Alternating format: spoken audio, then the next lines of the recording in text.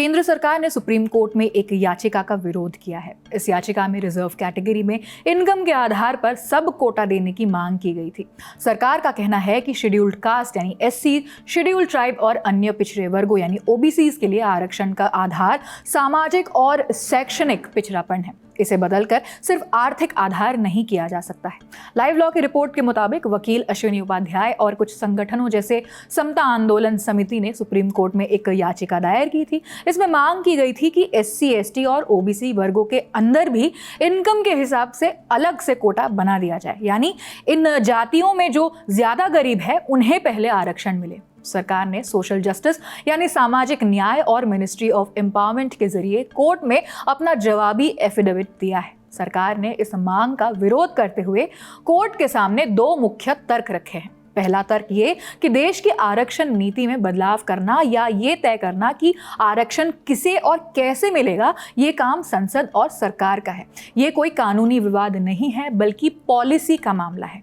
दूसरा तर्क ये कि supreme court writ of mandamus जारी करके सरकार को ऐसा करने पर मजबूर नहीं कर सकता है कि वो रिजर्वेशन पॉलिसी को नए सिरे से बदले। रिट ऑफ मैंडेमस मतलब अदालत का वो आदेश जिसमें किसी सरकारी अधिकारी या संस्था से कहा जाता है कि वो कानून के मुताबिक अपना काम करे और अपने कर्तव्य का पालन करे। केंद्र सरकार का कहना है कि आर्टिकल 341, 342 और 342 ए के तहत जो संवैधानिक व्यवस्था है वो एससी, एसटी और सोशली और एजुकेशनली बैकवर्ड क्लासेस की नोटिफाइड लिस्ट में बदलाव की इजाजत नहीं देता है। सरकार ने कहा कि एससी, एसटी और एससी, बीसी की पहचान जाति, जनजाति और सामाजिक पिछड़ेपन जैसे ऐतिहासिक और सामाजिक क्राइटेरिया के आधार पर की गई है, ना कि सिर्फ आर्थिक स्थिति के आधार पर।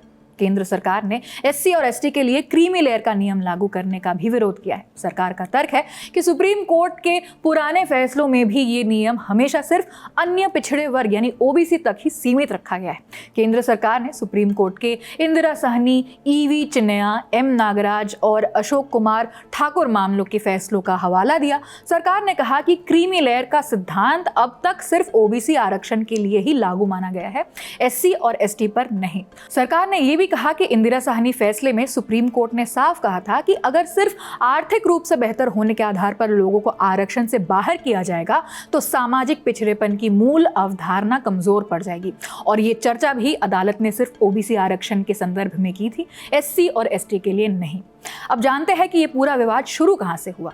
इसकी शुरुआत अगस्त 2024 में सुप्रीम कोर्ट के उस फैसले के बाद हुई थी जिसमें 7 जजों की कॉन्स्टिट्यूशन बेंच ने कहा था कि राज्य सरकारें जरूरत पड़ने पर एससी और एसटी वर्गों के भीतर सब क्लासिफिकेशन यानी उपवर्गीकरण कर सकती हैं। यानी अगर किसी राज्य के पास पर्याप्त आंकड़े हो तो वो आरक्षण का लाभ उन जातियों तक ज्यादा पहुंचाने के लिए एससी, एसटी के भीतर अलग अलग क्लासेस बना सकते हैं जो कंपैरेटिवली ज्यादा वंचित है।